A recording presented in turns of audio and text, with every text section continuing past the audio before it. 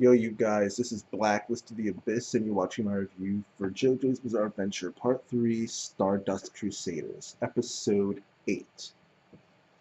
And this one should be a pretty short review, and it should actually be a pretty short reaction, too, because yesterday when I watched this, I was tired, and I kind of ended up falling, I started to doze off a little bit during certain parts, so there's not much of a reaction at the end, but there's still some stuff there. But this episode was pretty straightforward, so there's not much to review here either. Um, that Lolly Usopp girl, her dad, she's not meeting with her dad for another few days. I think it was 5 or so, something like that. But she's not meeting with her dad for another few days. All right, so until then, she wants to stay with them and well, specifically Jotaro, but she wants to stay with them. So they end up taking her in. They go to a hotel. They pay for her room. She gets her own room, and so does Polnareff. All right. And when he gets to his room, he meets the devil there, aka Soul Sacrifice. Right? What's her name, son? Who cares what her name is? Doesn't matter. Old woman from last episode, but whatever. Not a big deal. No, not really important right now. Soul Sacrifice ends up using his stand, Ebony Devil. All right, and he ends up getting dominated. Really, it's best way to describe it. He gets dominated. Silver Chariot just takes him out in a couple shots, and that's that. And the dude falls off of the balcony, right, and then he disappears. However, after he disappears, he still manages to cut Polnareff, even though he's not there anymore. And the way he did that was by using the doll that was sitting in the room. All right, that's also part of his stand. All right, now Polnareff, he doesn't know that, so he's thinking like, wow, I don't think I've beaten the guy, but for now, I guess, like, well, he wasn't really sure what was going on, but he thought that he didn't think he was safe, obviously, because he just got his leg cut, but he thought he was not in danger, I guess, if that makes sense, somewhere in the middle there, but he let his guard down more than he should have, seeing as though he had just gotten cut, and he ends up getting tied to the bottom of the bed, and that's when the doll reveals itself as being part of the stand. Now, after that they fight. I don't really feel like going into details on that specifically because it was like whatever. Like I just didn't really care that much. Like the fight was okay. I mean, doll was just annoying to be honest. Like I was just more annoyed at the doll than enjoying the than I spent more time being annoyed at the doll than enjoying the fight. It wasn't really much of a fight anyway. It was just him tied to the bed for most of the time. And then the doll being crazy, doing stupid stuff. Um, yeah, but Polnareff ends up breaking a mirror and using that to beat Ebony Devil because the way that Silver Chariot works, if Polnareff can't see, then Silver Chariot doesn't know where to swing, so he used to swing blindly. However, he was able to use the mirror to find out where the doll was and then beat it, and then slice it up, and yeah, that was that. Um, and during this time, some guy that works for the hotel comes to um, Polnareff's room. I forgot his name for a second. Comes to Polnareff's room, and he gets killed. So then the police find the guy's corpse in Polnareff's room, and they bring him in for questioning, saying he killed both him and Soul Sacrifice because his body was found all shredded up in a bathroom stall. So they're trying to like put the blame on both of those on Polnareff when one of them was in fact him. So you know he did legit kill Soul Sacrifice, but not the other guy. But whatever. The Speedwagon Foundation does something useful for once and gets him off, or at least I'm assuming they will. Um, but later on, Joseph Joestar, he uses the TV to create a spirit audio, not a spirit photo, but a spirit audio.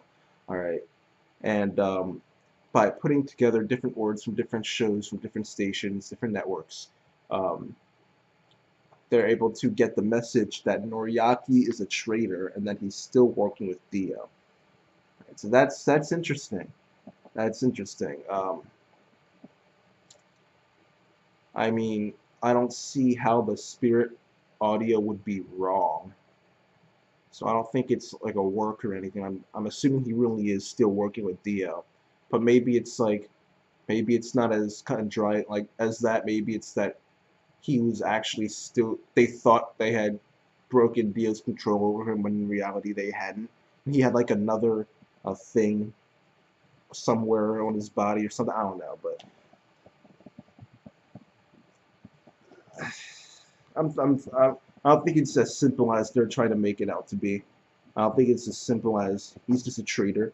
But we'll find out next week, probably, because he does some questionable things next week as hinted at in the preview. Like he goes too far in beating someone up or something like that. But like I said, we'll find out next week. As for this episode, I'll give it a 6.5 out of 10. It was just okay in my opinion. Um, and I watched it over again, by the way, so I'm not basing that off of my sleepy memories, you know. I did watch it over again, so yeah. Uh, I'll give it a 6.5, and that's that, you guys. And I'll put my live reaction after this. Rate, comment, subscribe, and I'll see you guys next time. Ouch.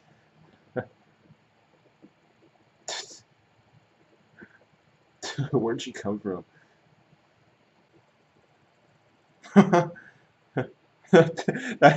is that supposed to not hurt her pride? What kind of logic is that? Who cares? Yeah, right. Yeah, right. That ain't gonna happen. She wants to be with Jotaro, man. Is this where he gets caught in that trap or whatever?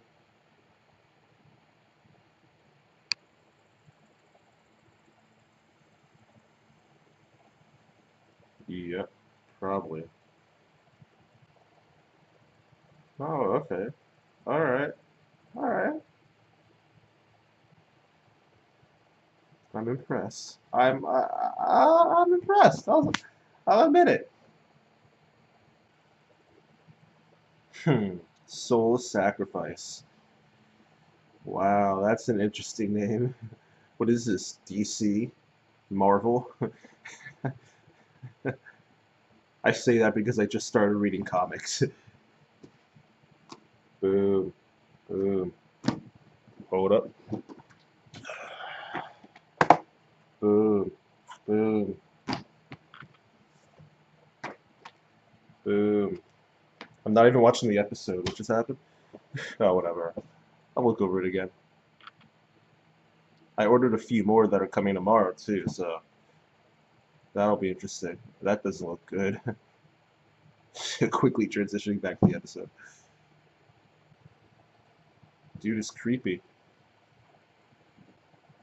I should grow to expect something like that from JoJo's Bizarre Adventure. Creepy and menacing. Those are the two things you should grow to expect. Is the trap finally kicking in now? Yet you saw him and are alive. So I guess anyone who meets him doesn't die. Put it over there and the freaking dog took it.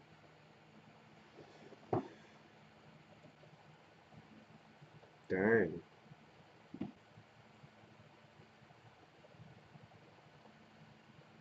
Ooh.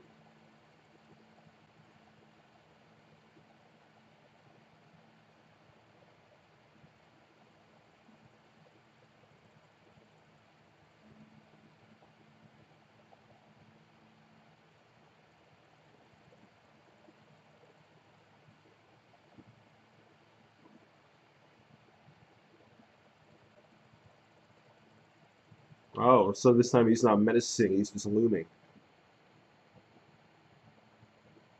That doesn't sound very good. Sounds like I'm watching Poopa. What in the world? This is super freaking weird. Wow. Wow. That's okay, wow. Hmm. I mean, you were talking up a storm, so that works too.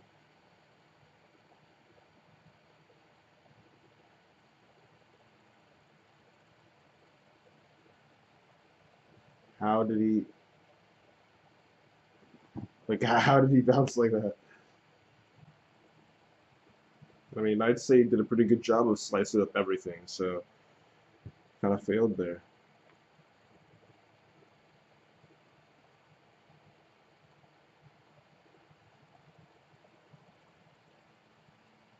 Dang. Dang. Now they're just screwing with them.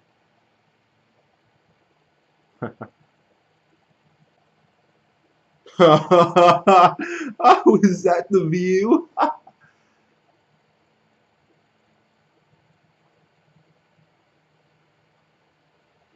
There is a traitor among us.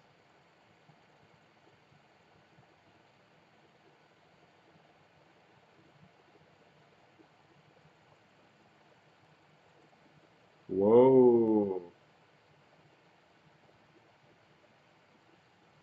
Uh-oh. Uh-oh. Uh-oh.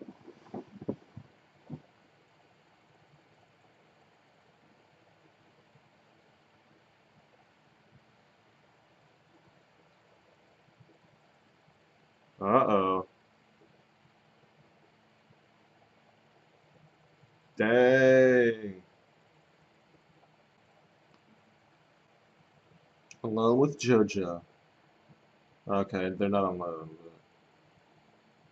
Of course they do that to make him look more menacing. Yeah, there we go. There we go. Menacing.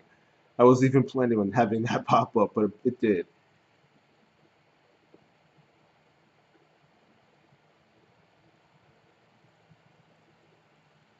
Backbreaker. Yo, Backstabber's better than a backbreaker, man. Carlito. Oh, whatever. That's it for the episode. Not much of a reaction because I'm kind of tired, but yeah, that's that. See you guys next time. No, I'm not even looking at the camera. Jesus Christ, I need some rest.